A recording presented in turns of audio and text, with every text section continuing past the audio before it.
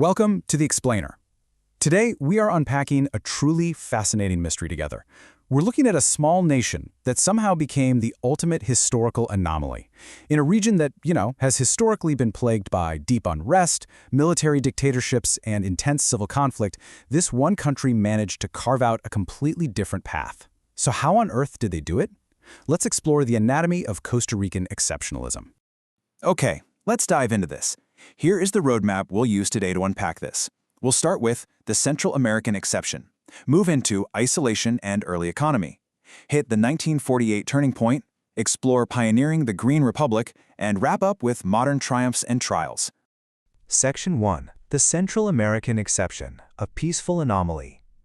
To really understand Costa Rica, we have to look at its globally recognized reputation, its commitment to democracy, having literally zero standing army, and its extensive social welfare system have earned it a pretty famous nickname, the Switzerland of Central America. I am genuinely excited to dive into exactly how they earned this impressive title, because the history behind it is completely unexpected.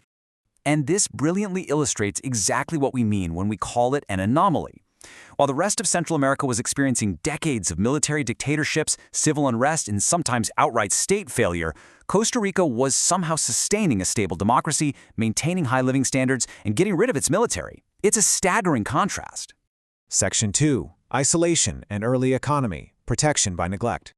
So, to figure out how this all happened, we actually need to rewind the clock and look at their surprisingly isolated beginnings. Human settlements here trace way back to 11,000 BC. But crucially, these early indigenous populations didn't have massive urban centers, which meant later Spanish colonization looked very different here than it did in places like Mexico. Columbus lands in 1502, calls it the Rich Coast, which, spoiler alert, was a bit of a misnomer. The Spanish found Cartago in 1563, and eventually the region gets a totally peaceful independence from Spain in 1821.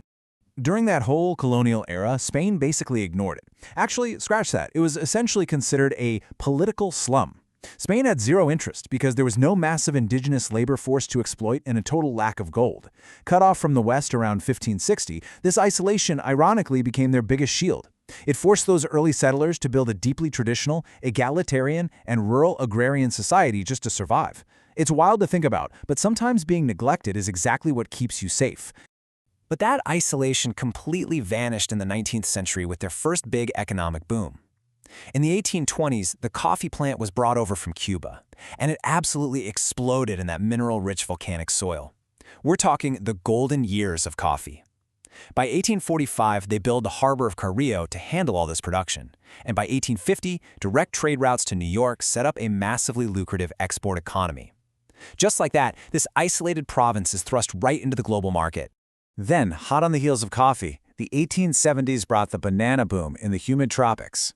This era brought some serious modernization, mostly driven by the American magnate Minor Keith and the United Fruit Company, who came in and built essential railways and ports. But here's the catch. While monoculture farming brought in insane amounts of foreign wealth, it also handed the keys over to foreign monopolies. The result? Deepened wealth inequality and brutally harsh conditions for the laborers, which planted the seeds for some major social unrest. Section 3. The 1948 turning point, forging a new social contract. Those mounting economic disparities finally hit a breaking point in the mid-20th century.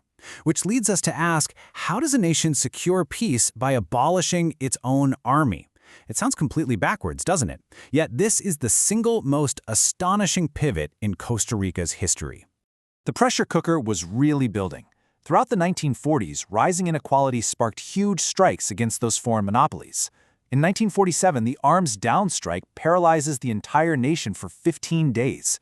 By March 1948, the tension snaps into a brief but incredibly bloody civil war. The opposition, led by José Figueres Ferrer, comes out on top.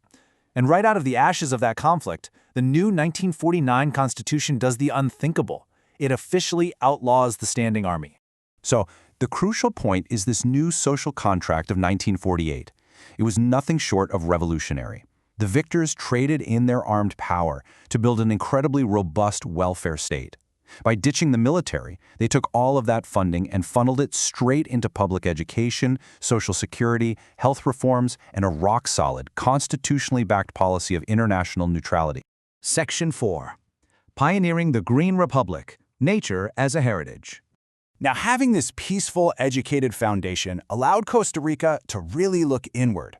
Without the huge burden of military spending, they started protecting their natural assets. But let's be totally objective here. They might be eco-pioneers today, but it hasn't always been a green paradise. Today, about 40% of the land has significant forest cover, while 60% is degraded or agricultural. Aggressive agricultural colonization and fires in the past century did a lot of damage, and they've had to fight hard to reverse it. And reversing that damage was absolutely crucial, because what they're protecting is phenomenal. It's a literal tropical laboratory. Get this, they house 120,000 species of plants and animals on just 0.03% of the Earth's surface. It is a concentrated hotspot of biodiversity. So you can see why conservation became the ultimate core of their national identity and their economy. That biodiversity eventually became their modern gold mine. But they had to learn the hard way. In the 1980s, a massive influx of mass tourism actually caused severe damage to key locations like the Arenal volcano. But they paid attention. By the early 1990s, the government and activists totally overhauled their policy, shifting everything towards sustainable ecotourism. And today, they lead the globe in conservation management, proving that you really can protect habitats while lifting up local communities. Section 5. Modern Triumphs and Trials, the 21st Century. Now, what's really interesting about this slide is the hard data backing up their history. The impact of their 20th century social reforms was massive. Look at this. Their national poverty rate plummeted from 50% in 1980 down to 21% by the year 2000. That is an unprecedented drop for the region, directly driven by those post-1948 investments in social services and education. Economically, they evolved at lightning speed. Check out this number, $850 million. By 1991, that was the value of their electronic component exports to the United States alone, up from literally zero just 5 years prior. They completely transitioned their economy, moving away from just exporting coffee and bananas and diving headfirst into high-tech, light manufacturing, and computer goods. But of course, the Costa Rica of today faces some very real modern challenges. Since 2008, they've been wrestling with rising public debt and structural deficits. Politically, the traditional two-party system has fragmented. You've got bureaucratic stagnation, and given their geographic location, a growing vulnerability to international trafficking networks. Plus, despite all those historical gains, wealth inequality is still a really stubborn issue, especially in rural and marginalized communities. Which leaves us with this final, lingering thought. How will Costa Rica balance its deeply rooted historical commitment to peace, social welfare, and the environment against the mounting, intense pressures of a modern, globalized economy? It's an incredibly complex balancing act for a nation that has so successfully defied the odds. Thank you so much for joining me to explore this historical anomaly today. Keep learning, keep questioning, and I'll see you in the next explainer.